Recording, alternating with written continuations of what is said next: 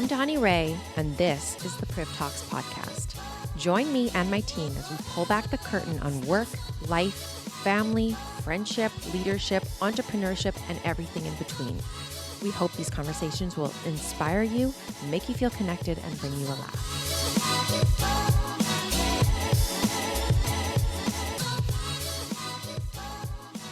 Welcome back. Hello. Hi, guys. Donnie here, founder and creative director of Privilege. And Leah, operations manager. Katie, wholesale manager.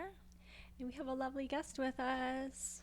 Should we get right to her? Weekly obsessions. Oh my goodness. I forgot about our new order. Okay, you know what I'm so obsessed with? I've been in the sun a ton, as you can tell by my uncomfortably tanned skin. Like, It's amazing. I'm like not going to walk into any like laser office because I will get like in big trouble for the amount of sun I've gotten. But anytime you're in the sun, you get like majorly dehydrated skin. And I already love this product, but I've been just using it like more religiously, is the marula oil, the Lapani. Have you guys heard of marula oil aside from Lapani? Like, I feel like this was the first time I'd ever heard of it. I've heard of it from Drunk Elephant. Right. Because they have a marula oil also. Okay, so we are selling this product now. On our so current this is like obsessions? partial shill, but like only because I actually truly love it. Okay, and also, do people know that our current I want to say this to our listeners. Do people know that our current obsessions on our website is like totally related to PRIV Talks? Yeah, if they don't, this is a great time to tell them that it's actually products that we are obsessed with. We like handpick like what we like, and then we reach out to, and then we can carry the products. Yeah. So if you go to the PRIV Talks area of our website and go to our current obsessions, you can shop all of the current obsessions that you've heard about on the podcast. Yeah. But I love the marula oil because I've been like mixing it with like a little bit of foundation, so you can just like put it on for like a little bit of a dewy, like a little bit of have it on coverage. today? Your skin looks really good. Oh, thanks. Oh, thanks. It's so glowy. But my skin is so dry, and I don't know if it's because I've been drinking copious amounts of alcohol or if I've been in the sun. There was that tequila day. I feel like that's why my skin's so dry. No, like when the sun dries out your skin so badly. But the marula oil, It's just glowy. okay. It's different than other types of oil. Like, it's like thicker in a way. It just goes on such a nice finish. So you can like put it on before bed and just like kind of like if you really want a hydration, or you can add it to your products, or you can mix it with like this. I have this like bronzing shimmer stuff. I'm not wearing that today. Oh, okay. But you can just like mix it together a little bit, and it just like you can do like light. I love how your skin looks. Thanks. Okay, my current obsession, because it's been so nice and warm, and this unfortunately is a current obsession that's not on our website, but it's nudes. The nude vodka sodas, or Who isn't? They I should be on love our the website. new Iced they should tea. be on our website. The new iced tea. I love the gin nudes. Those are my favorite. I'm Like an easy, low cal, refreshing drink. I'm so crazy about them, and they're just so have you seen their sample packs? Not a sample pack. I don't know what they call the 12 packs Yes. that has the mix. the different flavors. Yeah. Mixer pack, not sample. I like to buy it by the 24 pack. I was just going to say the suitcase. I like to get it by the pallet. For sure, I like to pick up a suitcase. That's what they call them, right? Yeah, well, that's what we call them. I think they do. I think they do call them that But like, as well. who goes to a party with a 12 pack or even to like a barbecue? I know, it's like you don't want to show up look like you want to drink 100 drinks, but you kind of want to But show yeah, up you and drink wanna 100 drink- drinks. I know, but it's like that awkward balance. It's true. It's very true. That's I why share them with Katie. So Did nobody you knows. bring alcohol to a kid's birthday party at the water park the other day? I would have. Because I did, and I who say was that? the real MVP? Oh, for yeah, sure you right? It's like the things that maybe you don't want to look like that person, but like we all want to know that person. were. Oh yeah, you want to be friends with that person. But do you really want to be that person? Well, someone's got to be I don't it. know. I feel like I'm getting to a place in life that I just don't really care. Well, this is easy to say, but I've always been the person that really cared. I don't really care anymore. I'm kind of like really You're gonna lightened show up a up lot. with the suitcase of nudes. I think I all will, of and I their think flavors. like yeah, I'm having a barbecue actually, tonight, Donnie. No, I'm just kidding. You want to? I'm having an outdoor movie. Oh, you went tonight? Yeah, Lego Movie 2. Bring your kids. Fun. And a suitcase of nudes. Donnie, we bring- always yeah, the do fun suitcase of things. nudes. Well, you should invite me. I called Katie last night and I'm like, hey, what are you doing? She's like, just having a barbecue. I'm like, crickets. Yeah. Judy was dancing to Guns N' Roses. She like didn't. Hey, you should come. You should And she come. says it's just assumed, but like I'll text you I'm next time. sorry. it's okay. Aw. I'll text you about the movie. Katie, what's your current obsession? My current obsession lately has been saunas. So I have, Right. I feel like on every podcast, I'm like, oh, I don't feel well. Yes, I have been sick since December.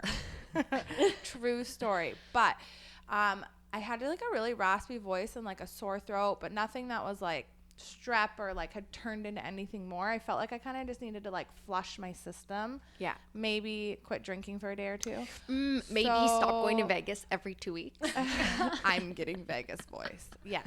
But no, I started doing taking saunas, but also putting like eucalyptus essential oil in with like, because the sauna we have is like you put water on the coals. Yeah. So like every time you put a scoop of water on, it's like the sauna turns into like a hot Vicks Vapor Rub. Vicks And you Vapor put Rub the box. oil right on the coals. I put it in the water that the you water. put on the coals. Oh. But it's I like, would, I'm craving that right so now. every time you put water on the coals, it's like an instant flash of like heat and moisture or whatever. So yeah, and 2 days of that and my sore throat was gone. I felt so much better.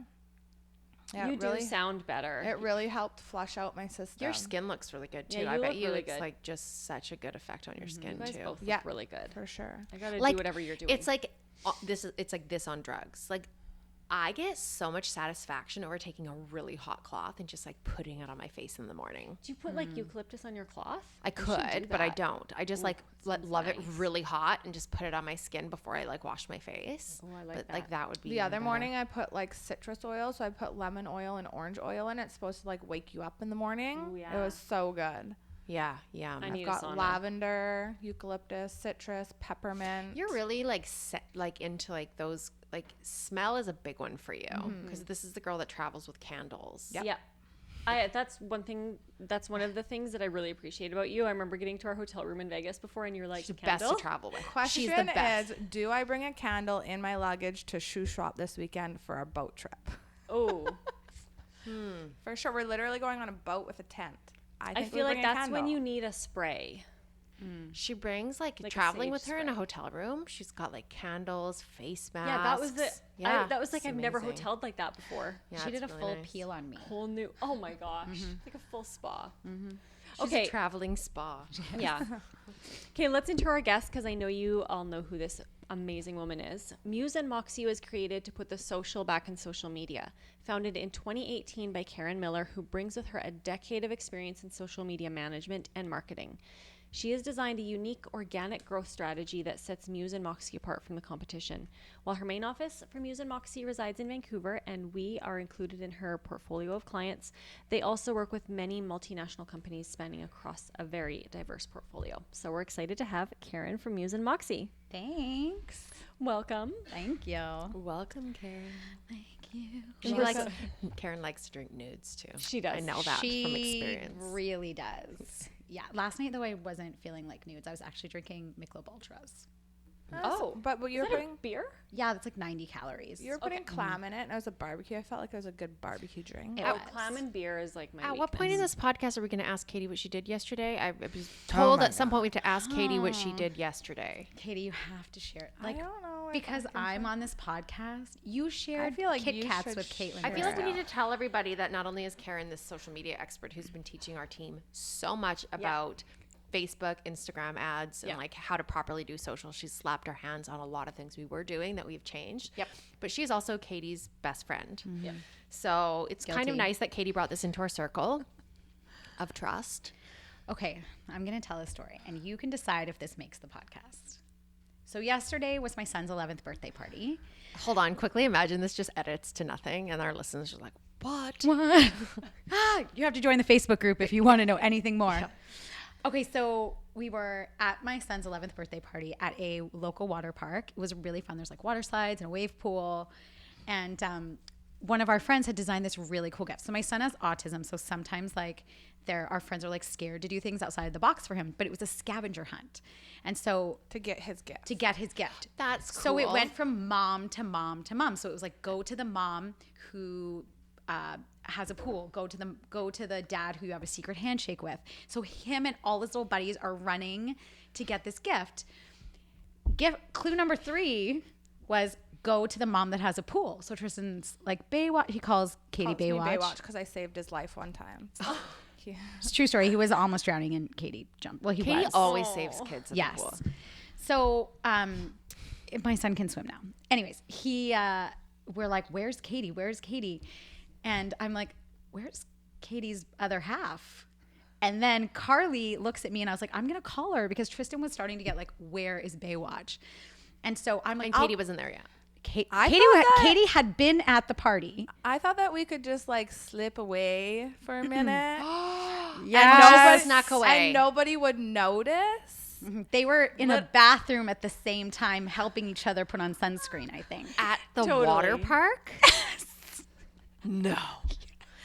You are a bad bitch. So then we come out of the bathroom, and little do you know, one of like my girlfriend's kids are there, and she's like, Annie, Katie! And I'm like, fuck. Go sit down. So that They're was like, my son's birthday. You ruined the scavenger hunt, Katie. And I was like, well, you guys should have looked to see if I was even present before you did the scavenger hunt. Don't put this on me. Did you guys even remember to apply sunscreen? We were sitting in the shade all day. Oh, and something like a fresh, spicy, exciting new relationship. Yes. I know. My husband looked at me when he heard the story. I was like, no. I love you, but no.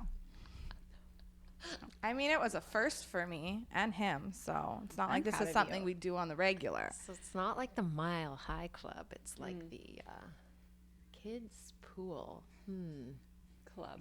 The kids' pool. Splash that sounds zone. wrong. The splash zone. Yeah. So on that note, Karen, yes, share with us more about you and who you are and what you do. On that segue, there was no good way to go from there to there. No. So in your words, yes. Aside from your intro, tell us a bit more about who you are and what you do with Muse and Moxi. Yes. So I originally started doing social media because I needed something that I could do at home. I have a son that has autism, and my daughter was 3 weeks old when he was diagnosed, and my husband was traveling 4 weekends out of the month. So I needed something that I could do at home to make an income, and we had our own businesses, and I didn't really like doing sales or talking to people like in that way. So I just found a way to do it on social media using Facebook. And then I took lots of courses, and then I got private clients.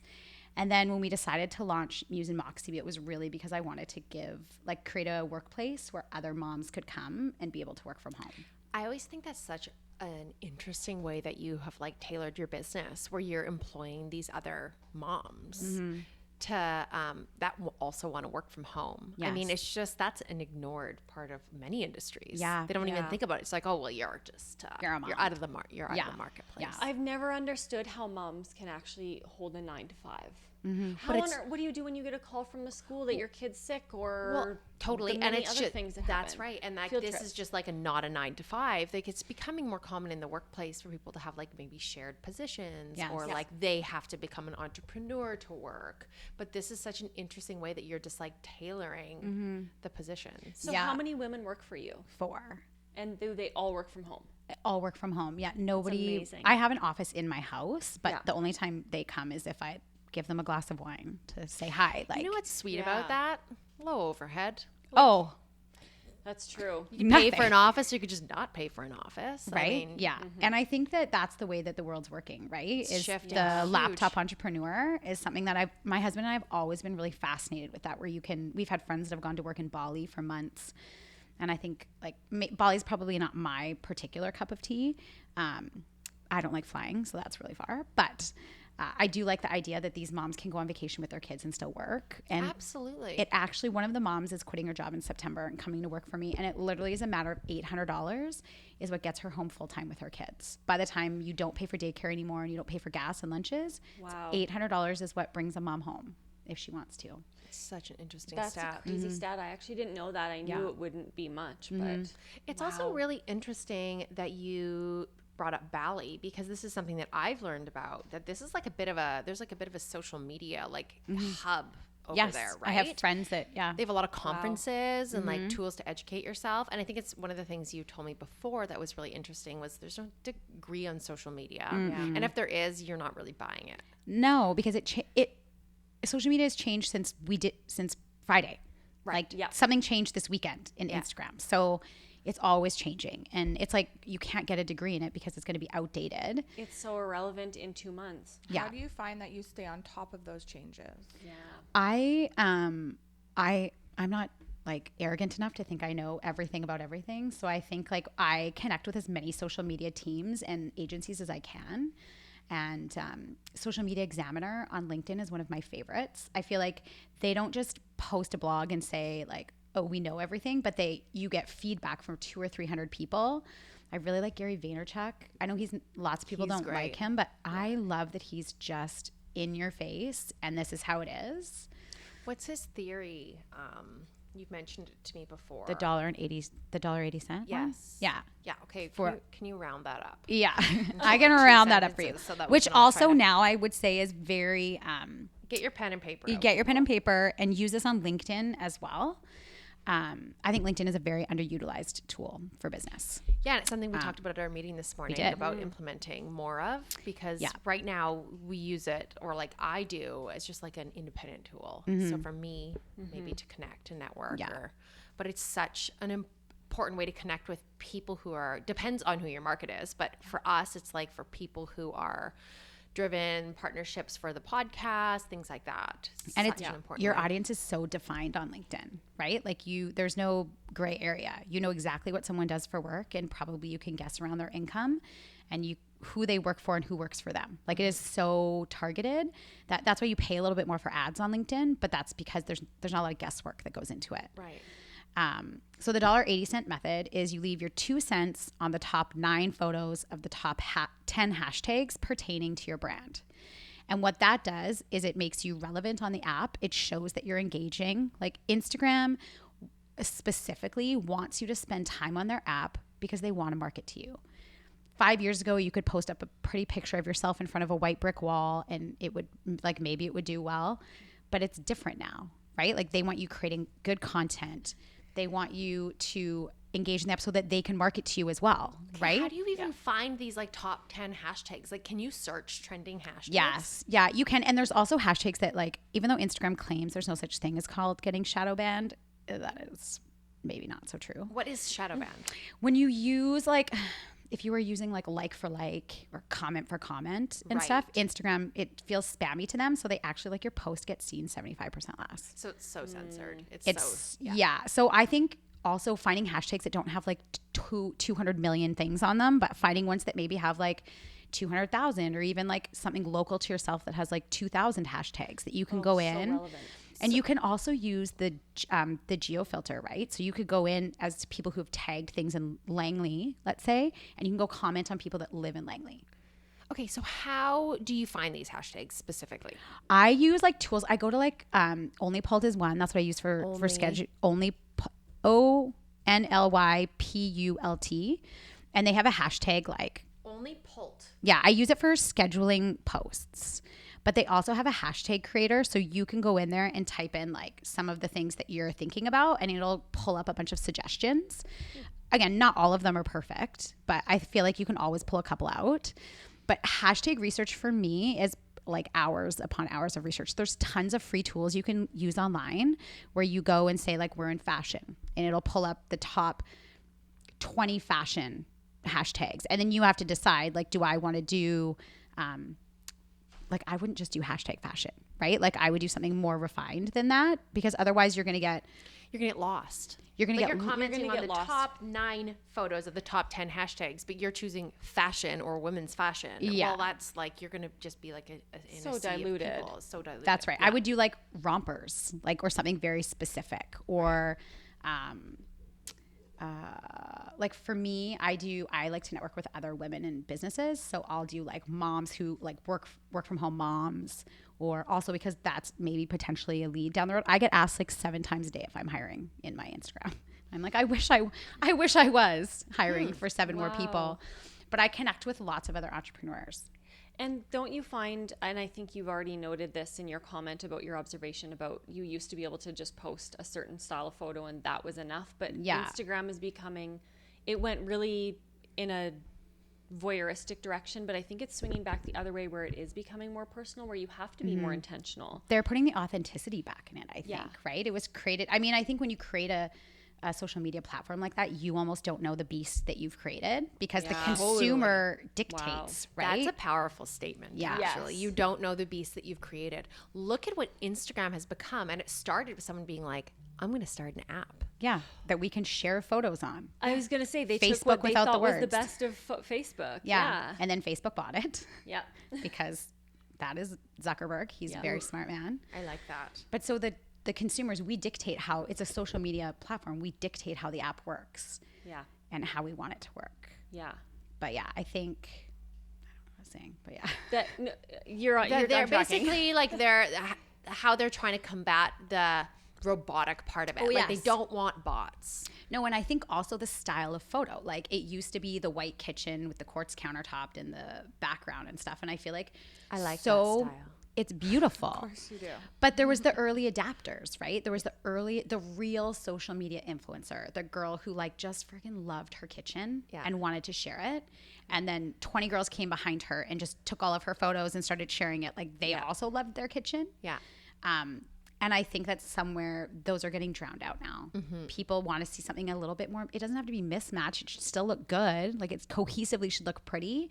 But we need to be more concerned about the content, not just the quality. What you're sharing, and if you're selling a product, the amount of money that you are getting, than how pretty it looks. Well, Instagram started also with pictures you took from your iPhone. Yes. Yeah. Which, now iPhones can take crazy photos, but that got lost along the way too, where people had these like high-res photos and photographers and major editing tools and crazy apps that can skew the shape of your body, and then this like image of perfection took over what Instagram became. Now Instagram's trying to take it back. And that's where stories come in, right? Stories is where you get the heartbeat of businesses, and like where you can tell like this girl really loves her kitchen, or this person really loves fashion, or this girl really loves her kids. Like that's where you can see the heartbeat of the business a little bit, is in stories. How do you track that? Because it's great to have the $1.80 tip and knowing how to use hashtags and some posting, but how do you track that? What analytics are important?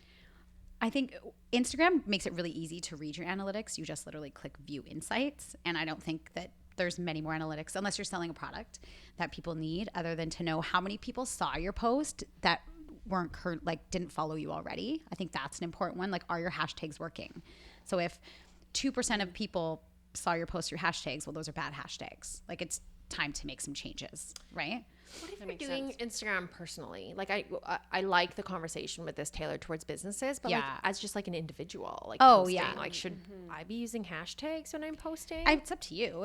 It depends on what you're using it for, right? Do you want to use it for brand building, or do you want to use it just so people can, so for yourself maybe to look back at the photos, or like what's the purpose behind I it? guess for me personally, it is like it's just been purely like a personal photo album, but like it totally would be a great way to market my business, so maybe I should be focusing on that, because I think people want to know you, right? Like I know, like when I didn't really know you, and then you get to know you, you learn how passionate you actually are and how you created this company. It wasn't like you just, I'm going to open a store, right? And I think that's important for people to get to know the real you. People will buy from people they trust, or they feel like they trust. People want the personality behind corporations on Instagram. Like it's harder to get the engagement with like something that feels cold, and a corporation can feel really cold.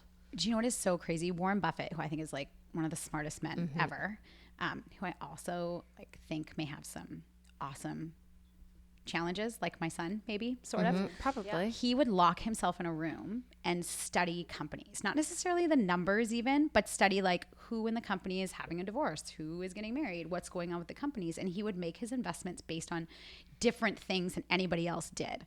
And he'll pull money out. Like he almost crashed the market. Like one day he like pulled all his money out because I can't remember what was happening. But I think that when you think about a man that's built his wealth, basically researching stories that talks about how the flow of money works, right? People will flow money when they trust something or when something feels good. But when it's cold, they're out. Wow, that's such an interesting fact about him. You can watch his Bloomberg documentary on Netflix. It's so good.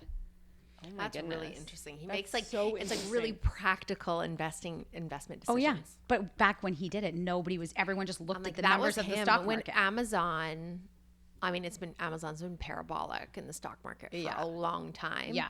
And it kind of breached that, I think, recently, around the same time as it came out that Jeff Bezos, how do you say that? Yeah. Was getting a divorce. Yes. And there was like all this like scandal about him like having a mistress and all of this.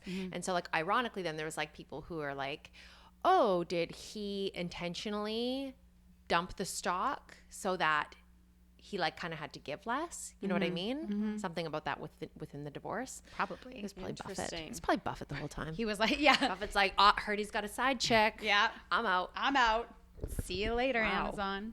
Anyways, that's just my own personal theory there. Yeah. Side note. Side note about Warren Buffett and business and Yeah. But I just think it's That's so interesting. important when it comes to how people spend money and how people view things. I think that people need But to it know does. who you Like, are. we are Yeah, it multifaceted. matters. Like it all matters. Yeah. We're And not so robots. if you're like, you're a representation of PRIV, right? Like when Yeah. people think of privilege, they think of Donnie Ray, that's right. I think. yeah, And so of course they want to know you. You're the adorable quicker- children. it's the quickest way to kind of almost sell brand loyalty. Yes. Does that Yep. make sense? Yeah. It makes total sense, and I think you nailed it. Yeah, Yeah. it really is. Karen, you've had other businesses in the past. This isn't your first, right? No. You kind of swore off having another business again. So what made you want to start this one again? And what's different now? What did you learn from the past that you're applying now differently? The one of the business failures that I had in the past really knocked me out, and I literally spent 6 months on my couch watching Downton Abbey while my husband went and got a job, and he gave me that space. But I think that I was letting the fear of what happened, like I was putting a block in my way so that I wouldn't go forward, because I thought, well, what if I fail again? And I feel like the last business I had been so loud about it, and then when it failed, I was like, like I don't know that I can get everyone excited again or It's get like a my. public failure for you. It felt very public. Oh, how relevant to our topic of talking about reframing failure. Yeah. Interesting. Yeah. And I think that, but I'm an entrepreneur and I always have been. And I think that entrepreneur. So when it came time to start a new business, I knew that what I'd learned was so different. Like I used to try to be perfect, and I would almost like skit around the truth, like not lie. But if someone had asked me a direct question, like, "Hey, what's going on with this?" I would have been like, like I don't want to be not perfect. Whereas now I'm like, oops, like, yeah, okay, that's not working. Let's fix something, right? Like, what's not working? Let's fix it. Let's be really honest about the numbers and what's going on. And I think before I used to be kind of scared of those things, right? Whereas now I really owned them. Like, and I know failure is a part of it. And I think when you're operating in fear, you're really unable to be strategic. You don't think clearly. Yeah, it's like you're trying to be running two different motors at the same time, because like fear takes energy. Yeah. And I knew that that's so true. Ryan and I were such a different place as couples, and like the personal growth that we'd done and the forgiveness that we had. I just felt like no matter what happened, I was going to go out swinging. Like I was going to swing for the fences on this one, and this was going to be the legacy company for my family, or it wasn't, but it wasn't going to be because I didn't try. I have goosebumps. Are you talking about Muse and Moxi right now, or your other company? Muse and Moxi. Yeah. Because you probably felt like on a surface level and like ego related, your last company maybe felt like that, but it wasn't truly. It wasn't until you really kind of like experienced the depths of failure that you really knew what that even meant. Yeah. Then you could go out with something really intentional. It's almost like hitting business rock bottom. Like I was like, Well, Sarah Blakely posted a really interesting meme on her channel one day, and it was like the life of an entrepreneur, and it's like showing a chart of like it's like high and then low, and it's like literally when you're like about to give up that it like swings up. There's a good book called 3 Feet from Gold, and that's what it says. Like you dig and you dig and you dig, and the guy that gives up digging when he was actually only 3 feet away from getting the gold. Right. But yeah, I think I couldn't imagine. And I'm a constant learner. I've always been like a super big nerd. Like I love personal growth. I'm always listening to podcasts and Audible. And I was a writer by nature. So I feel like this combines like my love of constant learning, because it's always changing, and also my love of writing. So it's like it's like perfect. A happy medium for both. It is. Yeah. And really, it comes back to it being about the process. Like, you're not in it just to achieve this one thing, and then you're like, well, I'm done forever. Right. Like, there's a process to this all. Yeah. We're not really ever done. No, we have big goals, like for our company, for things that were like when my husband left his job to come work for me, like his goal is focusing on these things. So I can't I don't give a lot away about it, but we're going to try to put together some sort of a certification program so that other moms can go start or dads can go start their own social media or use it for their businesses without having to, I'm not going to like make my position obsolete, but I would like to charge a small fee so people can learn to do it for themselves. Yeah, because don't you almost feel like, oh, like you want to hold on to like your proprietary knowledge that you've earned. Yeah. So you have to make it a business if you're kind of selling That's that, right? That's right. Yeah. And I think, and there's something really powerful about releasing information, right? I think someone spoke to me once about like, they said to clasp your hands together and put them to your heart, like that, like I'm sure you can imagine. And then they threw $100 bills at you and you can't catch them because you're too busy holding on to everything. But if you open up your hands, then you can catch them. And so I think that way with everything, with money and with business, I think sometimes you just have to let things flow out. Well, and it's like the old expression of teach a man to fish. Like you, to pass that on, you're creating something that's way bigger than what you have now. Yeah. And I believe there's enough business for everybody. Yeah. There's enough business to go around for everybody. Oh, yeah. Oh, yeah. And also something you said when we were first talking about topics for the podcast, and I can't remember your quote, but it's about hustling. Oh, I said I wore my busyness like a badge of honor. Yeah. I used to think that the busier I was, the better I was, or the more successful I'd be. Yeah. But it's like a dog chasing a tail. I must have done good today because I was super busy. I did all this day. busy work. It's kind of egotistical, right? It is. Yeah. Yeah, true. Like I don't beat myself up anymore if I literally want to binge watch Netflix for an entire day. Like as long as my work is done, if I want to lay on the couch and watch Netflix, that's what's happening. Or if I want to play with my kids, that's what's happening. Like I work in a results only work environment, which means if the results are done, if it's done, then it's done. It doesn't matter if it's done at 2:00 in the morning or at 7:00 in the morning, as long as it's done when it needs on the deadline. And yeah, but I used to think that hustling was the way to get. I used to post quotes. I actually look back at my quotes on Instagram. Posting.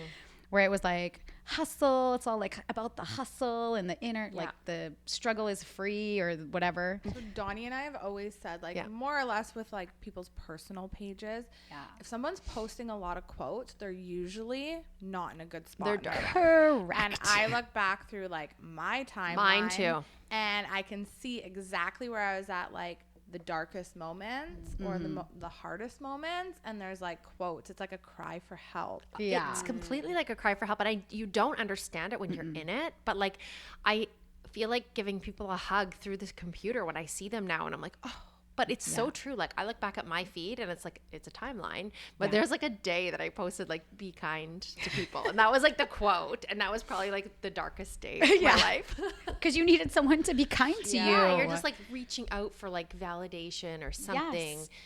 I think I thought I was probably like, ooh, check mark. I posted my hustle comment on Instagram today. Like, look how busy I am, everybody. Oh my God, you have a list. I'm sure I did. I'm going to grab lunch now. Yeah. Ooh, that was exhausting. that was a hard day for me.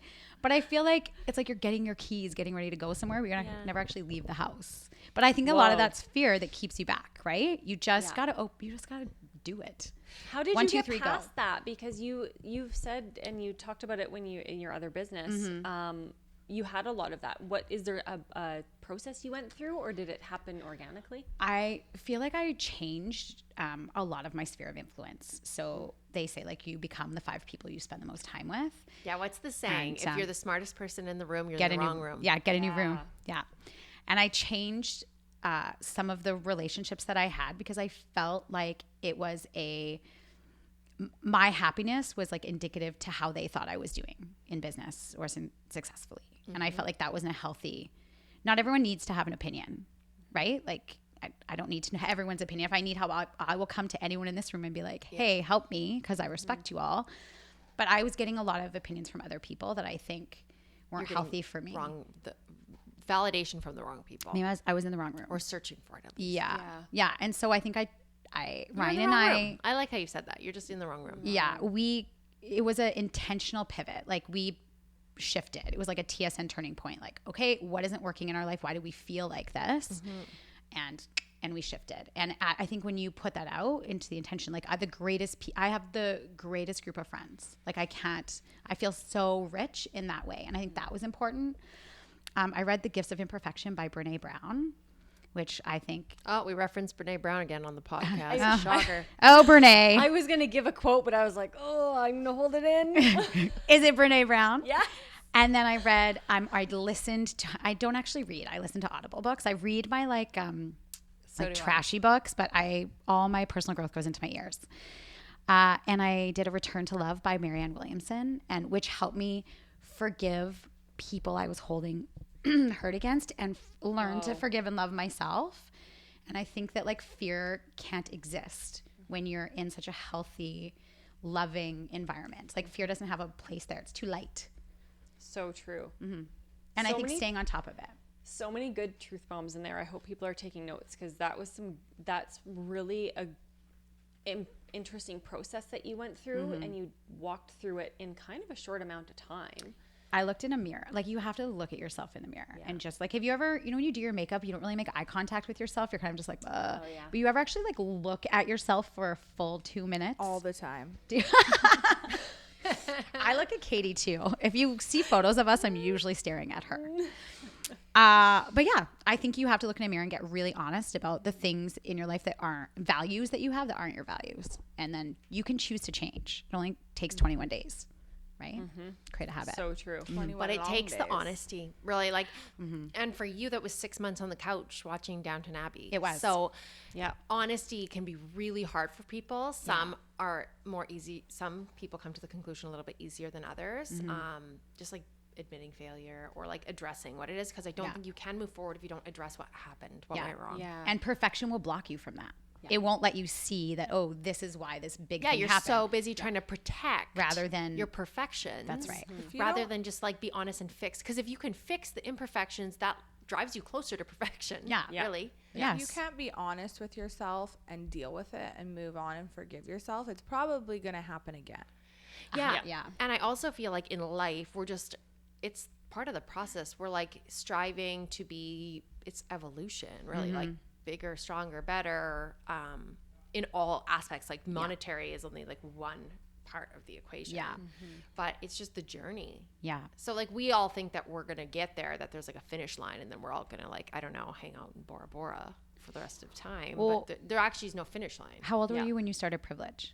24. Okay, so if you could go back in a time machine to your 24-year-old self who just wanted like someone to buy a piece of clothing, but you know, 24-year-old self was super, super busy. Like, same thing. She was very busy. Yeah. If you went back and said though to her, you're gonna have a store, you're gonna have a couple stores, you're gonna have online sales, you're gonna work with these influencers, your sister's gonna work with you, like you're gonna have this amazing culture of women. Like if you went back to your 24-year-old self, she probably wouldn't believe you. Totally. What's the saying? It's like, remember when you wanted everything that you have today. That's right. I get goosebumps saying that because you don't see the progress. Like we don't give ourselves like the pat on the back for how far we've already come, because you just see, especially if you're just like really driven, you just see what you want to be. The next challenge. It's your go from challenge to challenge to challenge. And I think that's so much more prevalent for women too, because we do work a lot harder to build our success, I would say. I think we have to work harder. I mean, maybe that's like a feminist point of view, but like it seems I'm down for a feminist point of view. I agree. like it feels easier for men sometimes when you look around. Like starting wages are higher. It's just like anticipated that they're like the leader of the household. They it just looks easier from an outside perspective. And if someone wants to like tell me off for it, I welcome your opinion. I want to hear it, because we can have a conversation about definitely men work hard too, and like there is nothing different. I look at Ev and I'm like, credit his ability to work smart is like someone I've never seen before. Right. So I'm not saying it's not there. I'm just saying we women come from like a different point of view. It's almost like, you know, that perspective, I was on an Oprah podcast about we are people of the fire. And basically how we all struggle, like our generation struggles with like anxiety disorders and depression, all of these things. Like, why are we all so sick emotionally? And the theory is like evolutionary, like we've all been through so much trauma, even like before us, like generational trauma. It's generational trauma. So there's like World War I, the Great Depression. There's all of these like really traumatic things where we're born with this, like we're people of the fire. We like have this like fire in us that we don't understand and we like can't quite analyze. But like as women, I think that's even greater, because the trauma that women have been through, like we were like enslaved. Like it's almost like you look at slavery, what it's done, like you, that doesn't go away. That doesn't go away just over 10 years of like, oh, we've got now way more female CEOs and all of this. Like we're people of the fire. Like it's like undoing all of that takes a long time, I think.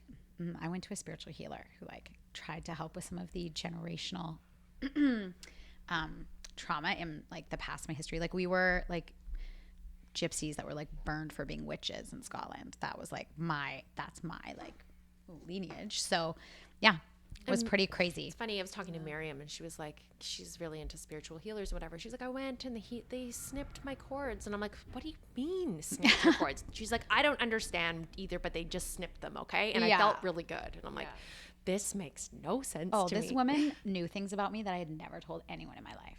But not even my husband. If you look at it in like big batches of time, it makes sense. Yes. Energy goes somewhere. Why do we all feel less than naturally as women? Like we just feel like we have to fight that much harder and like be that much, like, I don't know. There's something there. Yeah, there is. And maybe speaking to the younger women who might be listening, what advice would you give your younger self? I think to try to enjoy part of the journey, even like find the joyful moments, because you can always find joyful moments. And I think to like let shit go, let the big stuff go. It doesn't matter. This friend is being mean to you. None of it's going to matter. We were talking about this last night with a girl who was 19 who got bullied really bad in high school. And I said, God, I'm so happy you made it out, because I guarantee you now looking back as like almost 40 I saw girls at our 20-year reunion like cheersing each other that used to bully each other. Like, can you even believe how dumb we were? Totally. Yeah. And none of this will matter. In 6 months, this won't matter. No. Yeah. And you can do that with any big problem. In 1 year, will this matter? Like, no. And I think keep a record, like journaling, I think, especially for women, is so important because we hold on to everything. That's why like sometimes I'll scream at my husband, but I'm not mad at him for something then. It was something like 2 weeks ago.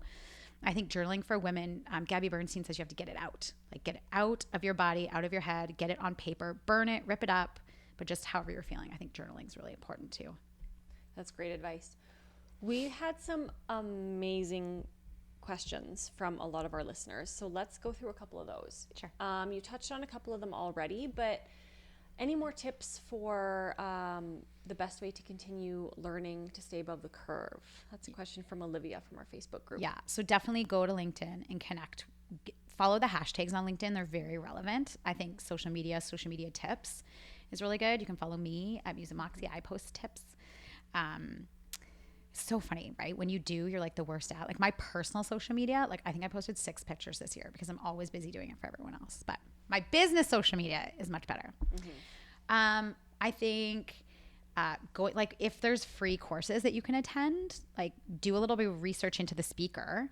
But I think go sit in a room for half an hour and go figure out how to run a Facebook ad strategy properly.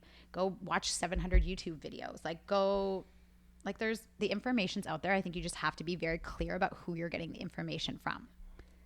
Yeah, Can I that's so true. Because I wanted to talk about this at some point in the podcast anyways, but I wanted to stress the Forte Foundation that we partnered up with because that is so easy. Like, could you imagine just having 100,000 people to ask the questions to? Yeah. They're hosting online conferences and events all the time. And if you go to Forte Foundation, FORTE Foundation /PRIV Talks, you can join today. Yeah.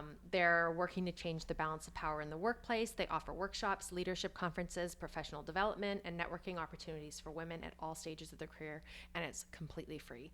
So I just really stress you guys should go do that, and it's just an easy way for you to ask the questions. And the beautiful part is that it's not, you don't have to find it locally always. If you're in a place maybe where you don't know or you don't have access, you can connect online with these women. Well, it's the way of the world. Like, at your fingertips 24/7. I survived another email meeting that could have been an email. Yeah. I have that in a coffee cup. It's my favorite. It's a really good one. That great foundation. Yeah, I think getting in a group, I have a couple groups that I'm a part of. You have to pay to get into them, but that are like all the top social media experts, like the guys that do ClickFunnels are in it and some other people are in it. And I had a question about like how to market in China because Facebook, Instagram, everything's illegal in China, right? Like there's no Google, there's no Instagram, there's no Facebook, there's no Pinterest, there's nothing. So how do you market in China? Can't. These people are marketing to Americans living and British people living in China. So we're at a bit of smart. it's an international school. But I had a question because I wondered if there was like a way around it. So most people have a VPN in China, so they'll see it. They usually say they live in the US. But anyways, I needed to know, like, can I market in China? Is like we pay as theirs or a way to market through that channel? And I asked him within like 25 minutes, I had like 5 solid answers and someone offering to do a free call with me. So like, I feel like if it's something that's really important to you and you don't want to outsource to pay for it, then go be a part of a group. Yeah. Go get in a room where you're not the smartest. That's such an example of like not accepting no for an answer too. You're like, oh, you can't. Okay, but how do I do it? But I'm going to go keep asking until somebody tells me what I want to hear. Yeah. Because there generally is a solution for everything. There is. Yeah. Yeah.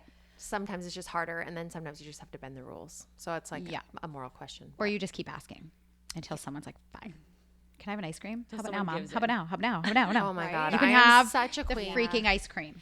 I'm like, this is me as a mom. No. Okay. Yeah, me too. We're all the same. What do you call it, Katie? Pigeonholing? Yeah. Yeah. It's so bad. I get pigeonholed on the daily. Yeah. Yeah. It's so bad because it's just so annoying. But like if we were as annoying, we just like, we get like, we want to save face as an adult. So we're like, no. Okay. It's like when Katie was I'll never drinking ask water again. last night. I was like, you drinking water? She was like, yeah. I was What like, did you know? I started drinking wine again. then she had a glass of wine. Yeah, because I was like, are you water? I asked her Peer 4 times. pressure. I'm not gonna Peer lie. pressure works the same. Well, Judy also held up her glass for another glass. I was like, whoa, Judy's going in for round 2. Like, I feel like we Judy should is- all have a glass of wine. I put Riley to bed, fell asleep with her, woke up at 3 a.m. Room was pitch black. Woke up in my clothes, obviously. I usually don't sleep in clothes. Took all of my clothes off, rolled over to hug my boyfriend, and it was Riley. And I was like, whoa, Where am I? where am I? She was winning yesterday. Okay, I put Riley to sleep. I fell asleep with her.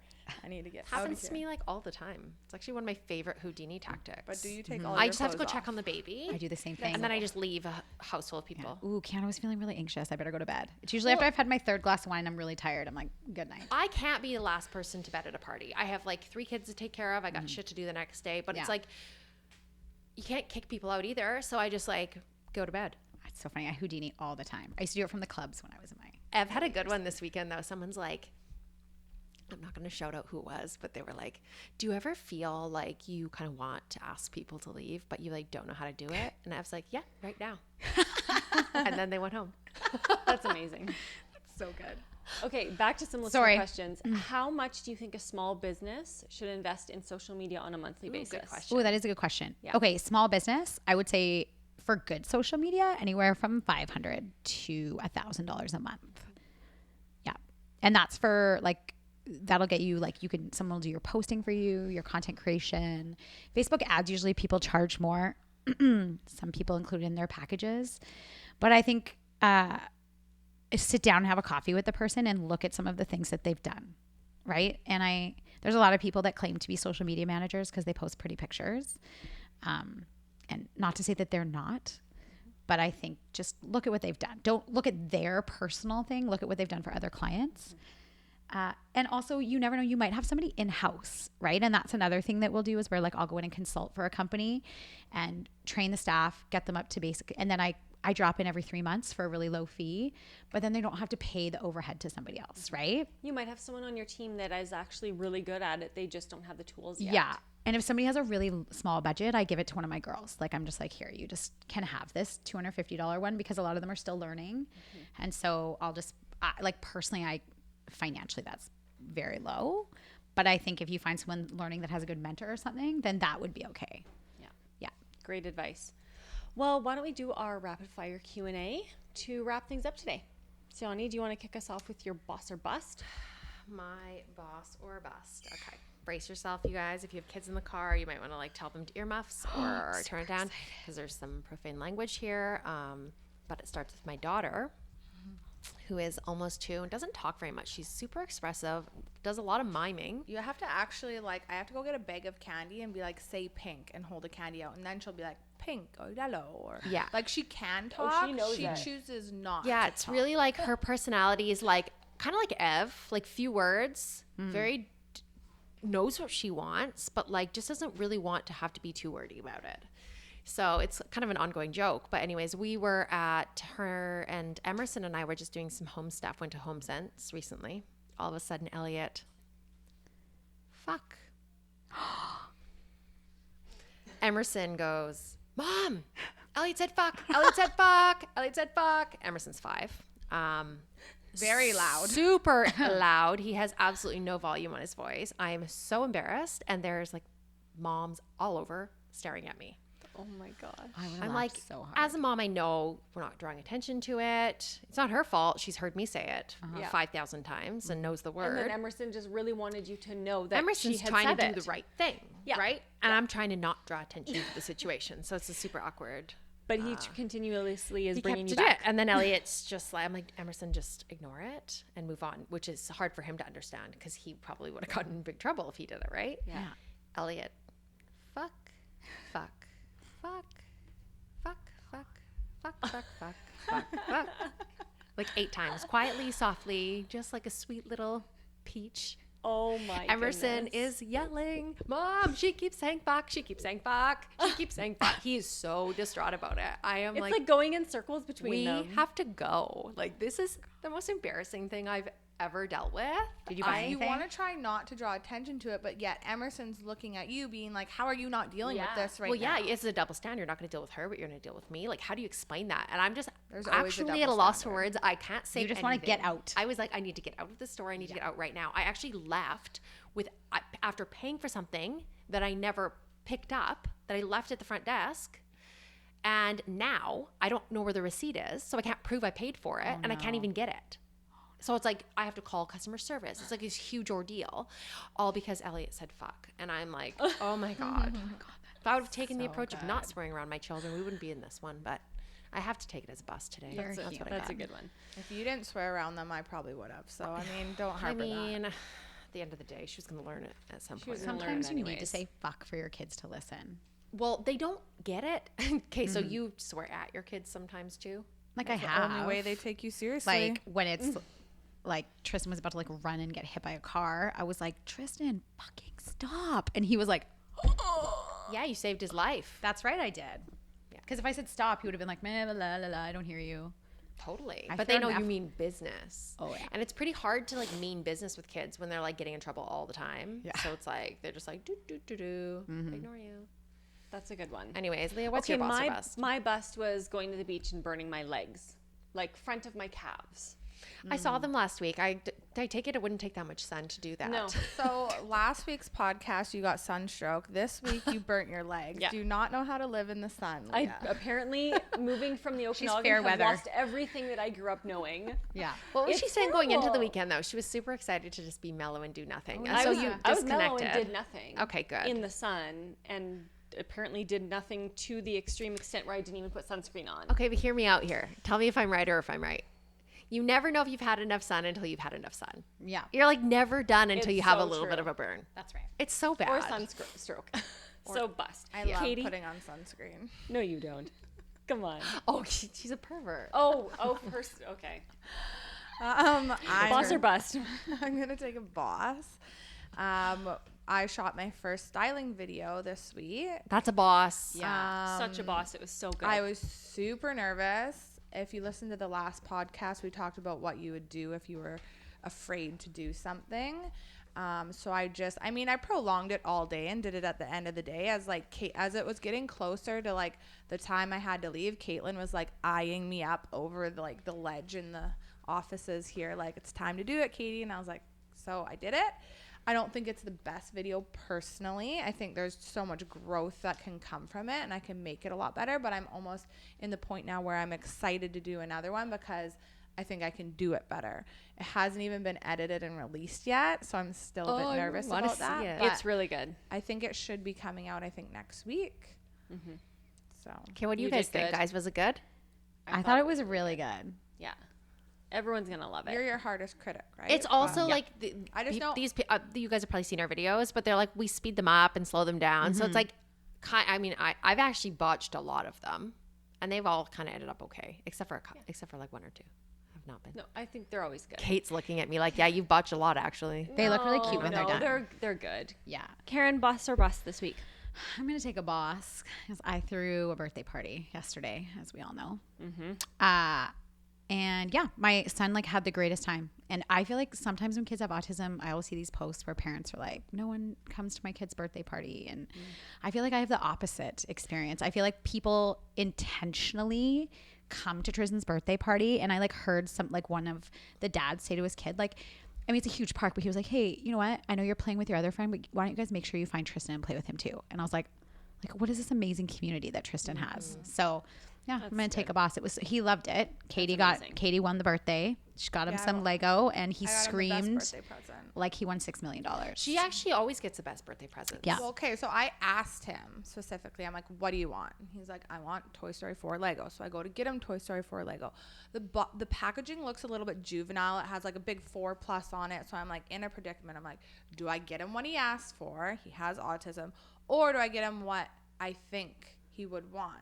And my mom was like, if he asked you for something, Katie, get it for him. Yeah. So I got him a whole Toy Story 4 themed gift bag, Lego, water bottle, towel, and he was like screaming. So you got him the Lego too? I did. Yeah. Okay, yeah. Did he like the Lego? He was like a level 10. Like, he's a really expert Lego builder, so I was surprised that was what he wanted, because he built like the Millennium Falcon or whatever but it's called. You know that he researched it and he knew exactly he wanted what the Lego minifigures. was. He showed them to me again this morning. The minifigures. There you go. That's he what it really was. wanted these minifigures that were in there, but he screamed literally. So it was like, it's the most joyful sound. So it was so good. Isn't that kind of like something? Okay, when you ask somebody what they want for their birthday or for Christmas, you want them to answer in a way, but you like also don't want to get them what they want, because you want to be like thoughtful and think of something yourself. Yeah. So why do we even ask in the first place? Yeah. Well, Tristan will like tell you. He's so like linear thinking. He'll be like, this is exactly what I want. But if he didn't get it, he wouldn't be mad. Like, he screamed. He got like $20. He was like, he ended up with so much money. He had like, such a good day. That's so great to hear. Yeah. So I'm taking a boss. That's a boss. Donnie, boss, babe, crush? I was going to use Bianca. Bianca Lassard. She started a company called eTail21, which is a dropship platform that I'm going to tell you guys a lot more about. Yeah, they're amazing. We're just starting to work with them, but basically, if you have a brand, you can upload to be on other people's stores. Yeah. If you don't know what dropship is. Or if you're a store, you can do the reverse. Or if you're a store, you can link up and sell other products that you don't actually physically have in your hand, which is like, in my opinion, like one of the future. Such a dream. I think it's the future of retail. Yeah. Like, it's shifting. Like, we want to cut out the process of like shipping to you and then shipping it out. Like, people want direct to consumer. Yeah. And we just want it faster. We want it better. We want it cheaper. So I think drop shipping provides that opportunity. Our brands are actually on eTail21 as well. So if you're a store, you can go carry Priv Collections, Basics, Sleep, Piper West. You can carry all of our house brands. It's just a great tool. And I feel like it's still early in the shift. And it's early in the company, but this woman started this company. And I'm going to try to get her on the podcast so we can talk to her more closely. But I think she was on the fringe, she's a Canadian. Yeah. Which is a pretty cool story. We like Canadians. Yeah. Okay, I'm going a big wig this time. My boss babe crush is J-Lo for turning 50. She's such a babe. Yeah. Not just that, but she's so relevant. A lot of times I think in Hollywood, there's women that have come and gone in their 20s. She's had a long career. Had such a long career. And I would say she's equally as successful now as she was years ago. Yeah, if not way more, probably. If not more. Exactly. She did like Vegas shows back to back with her like twins there. And she's like, everyone that says anything about her, I mean, I don't know her, no, but any reports on her are that she's just sweet as sugar. Such a kind person. Well done, J-Lo, for being so successful and 50 in Hollywood. Yeah. She's super beautiful. Let's get her on the podcast. Yeah, let's. Yeah, J-Lo, call us. Us. Yeah, next time you're in LA, 100%. Yeah, I'm putting it out there. We'll try to squeeze you in. Yeah, I will come just to hold a mic. Okay. Done. Hold her mic for her. Just right beside her holding We have a mic holder for you. Yeah. It's a human. There's no stand anymore. Katie, boss babe crush. My boss babe crush is the one and only Karen Miller. Yeah. Oh, no. Yeah. Oh, this is where we cry. Yeah. Not only is she my best friend, but I watch her on a daily basis be an amazing mother and wife and friend to a lot of other people. I personally have seen when she first decided to actually take Muse and Moxi and make it a business and how quickly it's grown. And even you were shocked in the first few months How quickly it took off. Yeah. I was So I don't know. I'm just super proud of you. I see you handle like your kids are a lot of work. You live a very busy schedule, but you fit it all in. I know. I look up to you a lot. That's very nice. I'll jump in on that, Crush, too.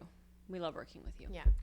Well, honestly, one of the biggest things, I mean, I think being a mom is the most important job in the world, but one of the biggest things I respect about you is as a mom, what you've done with your son who struggles with autism, and he lives such a great life, he's so high functioning. He's an amazing child to be around. And I remember I had a conversation with you one time about concerns I was having with Emerson and not really knowing what the issue was. And I called you and I was in tears, and I had never met you before. And just how warm you were and how knowledgeable you were, like how many tips I was like writing things down, and it was just like, I can just see that you've put your life into him. I mean, and your daughter as well, but yes, we love you're her. a lovely human being. When now getting to work with you is just like a treat. It was kind of like, you do this, what? We can work together. What? Amazing. Let's drink a bottle of wine and now you help us. You have shifted gears so much. We haven't even really talked about that, but when you came in and you're like, you're doing this on your social, like stop doing this right away. You give us about 5 things, slapped our wrists on what we were doing wrong. We didn't know. You've been such an amazing helper. Thank you. So Karen, top yourself for a Boss Babe Crush. My Boss Babe Crush is Karen. No, I'm just kidding. I'm gonna stick with Caitlin Bristow because she is living my dream. She created her own wine label, and that is like epic. Spade and Sparrow. My end goal, no matter what we do in life, is somehow I want to invest in, like, I want to do custom crushing wine, and I want to give like money away from each bottle to like a different charity every month or something fun. I love it. I want to do something like that. So yeah, but if I know she probably listens to your podcast every week, Donnie. She's our number one subscriber. I'm sure she does. She should send us wine. Oh, 100%. She's got to get it over the border, and then we're going to get it. I will pick it up from Bellingham. All right, and I will contraband it across the border and pay all of the duties on it. Amazing. You're so sacrificial, Karen. I love it. Thank you for doing that. I'll bring you a case of 11. And the other one's for me. Okay, last question. Donnie, what's one thing you're working on improving this week? Okay, this one thing that I'm working on improving, I actually did part of it this morning. A big part of it was unsubscribing. My inbox is bogged down with not even all junk. I don't need a daily notice from Wayfair. Like, yes, I will shop from you when I need a picnic table, but I don't need an email from you every single day. So it's to the point where if I was actually going to unsubscribe to every single one, it's such a big use of, it would take me a week. Like I swear, or I've thought about like, do I need to hire an assistant just to do this for me, this one task, or give it to somebody in the office? So Emma suggested to me that apparently there's websites out there that you can do this. Yes, I was going to send it to you. And I'm going to put a disclaimer here that if you do this, please say subscribe to Privilege's emails because they're super informative and entertaining. But they're not annoying. They come once or twice a week, maybe. And they're always our amazing videos. And they're cute. I mean, we're working on them. Yeah. But I unsubscribed to 159 companies in 10 minutes this morning. Whoa. And it was called, I think it's unroll.com. Oh, I was just sending it to you. Is that what it is? Unroll? Yeah. Did I get it right? You did. This is like not a shill. This is not a sponsored post. This is literally a company I found online this morning. Yeah. And it was so quick. I just went through, kept the ones I wanted, and got rid of the word. I was originally, it was 189 came up. I kept 30 and got rid of the rest. So crazy. Good for you. Yeah. Okay, I'm working on improving, instead of time management, energy management. So I've listened to a couple of podcasts on this lately, and the concept is basically there are peak times of the day for each person that are the best for different things. So say you might be a morning person like me, and that's a really good time for me to be creative. So if I'm going to be creative, I do my creative tasks in the time where I know my energy matches that. So for me, that's the morning. So important. So yeah, instead of forcing myself to be creative in the afternoon when I'm tired and drained and have decision overwhelm, I do it first thing in the morning. So I'm managing my energy instead of my time. And I'm going to keep working on that. That's a really good tool. That's really good. Mm-hmm. Katie? This week I'm going to work on random acts of kindness, not necessarily for like random people, but people in my family or my close friends. Just going out of my way. I know that we banned the word busy from the office, but I feel like my life this summer has just been like chaotic, and I need to take a couple minutes out of each day to either, even if it's like picking up the phone and calling someone instead of texting, like showing the people around me that I really do love them. Maybe it's the new relationship. I feel like I'm a little bit disconnected from some people, but just putting a little bit more effort into that this week for sure. I feel like I could do the same thing. Like summer's busy and I've just been like kind of just staying at home a lot more because and so it's like our family's so important. Like we are such a close family and we've all just kind of doing our own things. That's good. I'm going to work on that too. We need an Edmonton pool party. We do. With the Millers. We need a family reunion. You do. With the Millers. Yeah. I always like to invite myself everywhere. Well, we're having a family birthday party on Wednesday, so. Oh, I'm coming. Yeah. Okay. My daughter got invited as Riley's. Tristan's coming, so I'm staying. Perfect. And Riley invited Kiana. I'm coming too. Yeah. Oh, we're gonna make Caesars. I'm into that. Yeah, or bring a suitcase of nudes. I'm Tequila not. poppers. Yeah, suitcase of nudes. It depends on the energy that I have on Wednesday. I think rather than busy, I like the word full. Like my plate's just really full. My life is very full right now. I need to clear some space Makes rather it than sound like, less oh, it's like a busy. victim. It makes it feel like less like Yeah. full sounds like I can change that. Yeah. Because you know what? How that reframes the conversation. It's like you're saying yes, and then inserting a time. That's right. No, I can for sure squeeze that in the second week of August. That's right. I'm just everything's a little full right now. Yeah. On this topic, what's one thing you're working on improving this week? I'm working on my husband's love language is physical touch and physical touch. More sex. And more, yeah, it is. Literally, he always says it's not, but it is. And also but for him, I understand that's how he feels connected. And I'm not. I'm acts of service. Like I do the dishes for me. He's actually cleaning our whole house right now. And I know I'm going to go home and our house is going to be spotless. And he knows what that means. Perfect. So, but I'm not very good at affirming him. I'm also not very good at like randomly touching him. Like sometimes I'll notice that he'll like rub Katie's back, like not in a creepy way, but just because We're very close friends. We're very, no, but they're both like physical touch people. So they like migrate to each other where I'm kind of like, I actually moved couches and sat beside Katie yesterday because I was just like, I just want to not be touched, but I have to be more intentional about it. Like, and reminding him that he looks good. And like he's your husband, so like you have to do his love language even if it's not yours. Yeah, I think and then he will do your love language. Yes, and I think it's like a transaction, even though it sounds bad. But it's like prostitution. It's exactly the a same little. thing. Someone actually said to me, "Don't you feel like it's prostitution that he like does the dishes and then you get naked?" I was like, "No, that feels like awesome to me." Because if I know that the dishes aren't done or I know I have to do something, I can't be present with him because my brain is thinking like, oh, I need to go to the grocery store and no one wants to be thinking that when they should be thinking something else. That's so true. That's really good advice. Can you shell out more advice before we go for our listeners? Share a piece of advice or a mantra that you're living your life by. I already said let shit go. So I think I'm going to go with Don't Sweat the Small Stuff. Such a good book. This house we lived in, they used to have it in the bathroom. I don't even know who wrote it, but I think that when things come up in your life, we have a tendency to make big mountains out of them when they are not.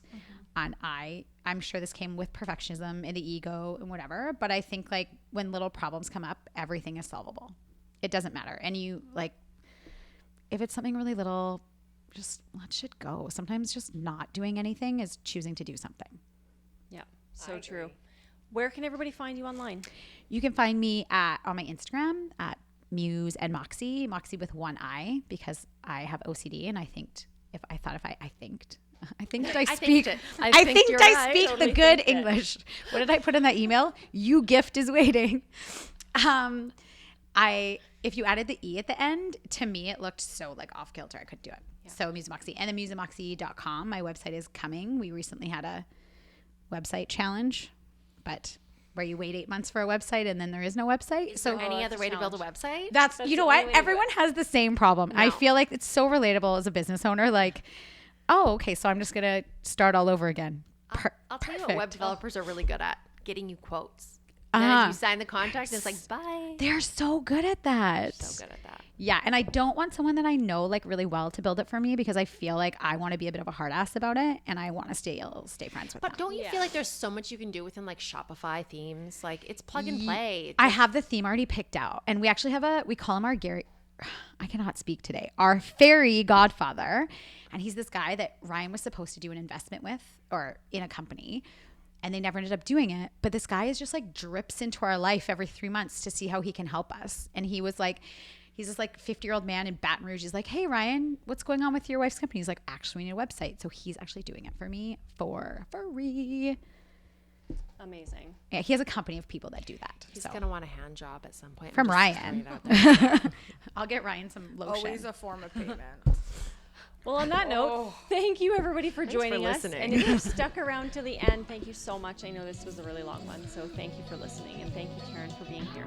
Thank you so much for tuning in. If you love PRIV Talks podcast, please rate and review. Then DM us a screenshot of your review with your address to @PRIV Talks podcast so we can send you a free gift. Also, we want to keep the conversation going, so please join us on Instagram and get into our private Facebook group where we can chat and stay connected. Thank you so much. See you next time.